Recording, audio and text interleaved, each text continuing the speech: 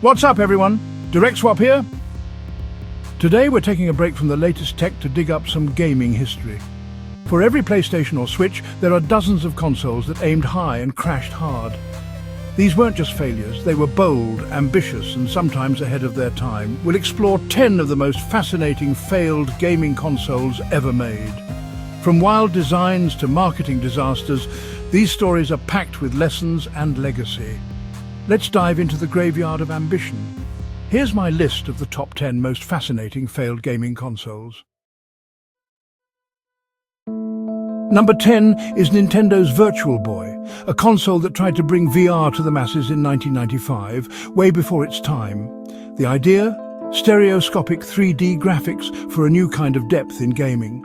But the execution was rough, a red and black monochrome display that caused headaches and eye strain. The design forced you to hunch over a table, making it uncomfortable and isolating. The controller had dual D-pads, innovative but overshadowed by the system's flaws. Only 22 games ever released, and none could overcome the hardware's limitations. Gamers panned it for the awkward form factor and lack of colour. Nintendo discontinued the Virtual Boy in less than a year. It's a classic case of ambition outpacing technology. The Virtual Boy remains a fascinating misstep, a bold idea that just wasn't ready for prime time. Sometimes being first isn't enough. It's a lesson Nintendo and the industry never forgot. Even failures can push the boundaries of what's possible. On to number 9. Number 9 is the Sega Dreamcast, a console that was ahead of its time in almost every way. Launched in 1999, it was the first, with built-in online play and a unique visual memory unit in the controller. Its library was legendary: Sonic Adventure, Soul Calibur, Shenmue, Jet Set Radio. But Sega's reputation was shaky after the Saturn, and consumers were wary. The PlayStation 2's hype and its DVD player overshadowed the Dreamcast. Despite a strong start, sales faltered, and Sega pulled the plug just 18 months after launch. The Dreamcast was brilliant, but timing and trust killed it. It's a fan favourite for a reason. Sometimes the best ideas just come too soon. Dreamcast's legacy, pioneering online play and creative risks that shaped the future, a masterpiece lost to history. Let's move to number 8. Number 8 is the Atari Jaguar, famous for its do-the-math 64-bit marketing. Atari promised power, but the hardware was a nightmare for developers, complex, confusing, and hard to program. Most games looked like souped-up 16-bit titles, not the leap Atari advertised. The controller? A bizarre mix of a gamepad and a telephone keypad, cumbersome and off-putting. The game library was thin, with only a few standouts like Alien vs. Predator. The PlayStation and Saturn soon arrived, making the Jaguar obsolete overnight. Atari's last console sold poorly and marked the end of an era. The Jaguar is a lesson in over-promising and under-delivering. Marketing can't save a product if the tech isn't there. It's a cautionary tale for the ages. Sometimes the numbers just don't add up. Let's jump to number 7. Next up, a modern misfire. Number 7 is the Ouya, a Kickstarter darling that promised to disrupt the console market in 2012. A $99 Android micro console open to indie developers and hackers alike. The hype was huge, but the reality fell short: underpowered hardware, a clunky controller, and a lackluster game library. The free-to-try mandate made it hard for devs to make money, flooding the store with low-quality games. Ouya couldn't compete with traditional consoles or smartphones. After a brief burst of excitement, it faded fast and was discontinued by Razer in 2015. Ouya is a lesson in how hype and crowdfunding can't replace solid execution. Great ideas need great follow-through. It's a modern reminder: execution is everything. On to number 6. Let's talk about a phone-console hybrid gone wrong: the N-Gage. Number 6 is the Nokia N-Gage, a phone and handheld console mashup from 2003. The idea was bold: combine mobile calls and gaming in one device, but the design was infamous. Side-talking made calls look ridiculous, and swapping games meant removing the battery. The vertical screen was awkward, and the user experience was clunky. Despite some big-name games and Bluetooth multiplayer, the high price and poor design doomed it. A revised model fixed some issues, but the damage was done. The N-Gage is a classic case of a company misreading what gamers want.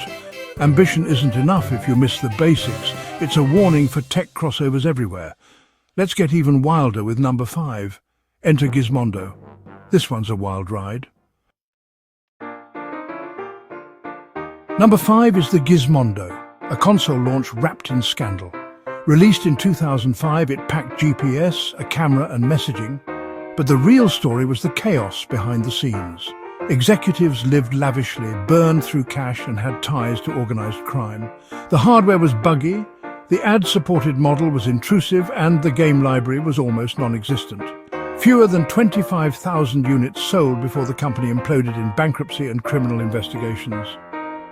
Gizmondo is less about tech and more about hubris and disaster. It's a cautionary tale of ambition gone off the rails. Now let's look at a rare Apple flop. Number 4 is the Apple Pippin, Apple's forgotten foray into gaming in 1996. Built by Bandai, it was marketed as a multimedia machine, not just a console. The result? Confused consumers and a sky-high $599 price tag. Underpowered hardware and a weak game library sealed its fate. Fewer than 42,000 units sold before Apple pulled the plug.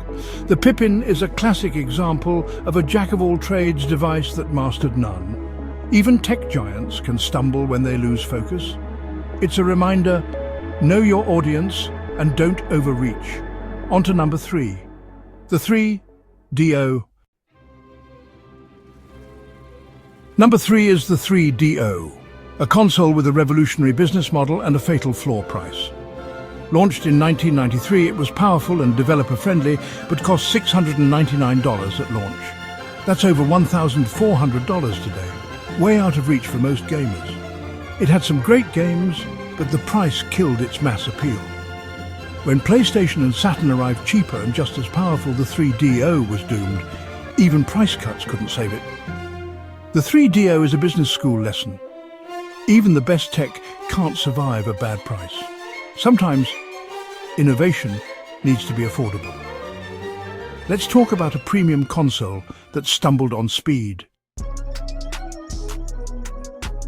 Number 2 is the Neo Geo CD, SNK's attempt to make arcade perfection affordable.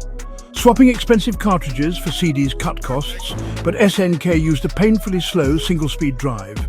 Legendary games like King of Fighters and Metal Slug were crippled by excruciating load times.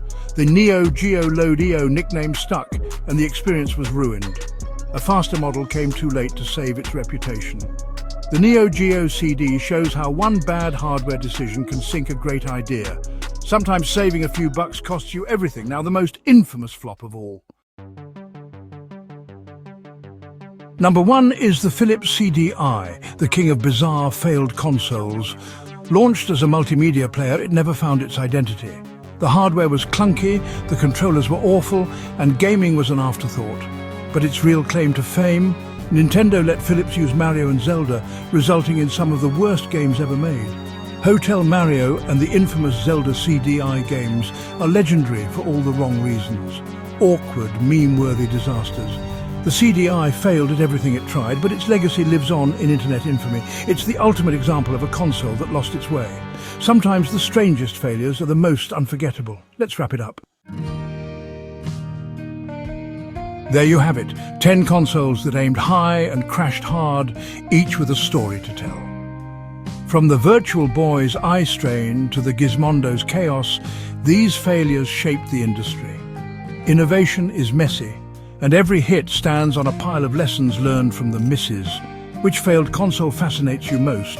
Did you own any of these? Drop your stories in the comments, and if you enjoyed this trip through gaming's graveyard, hit like and subscribe.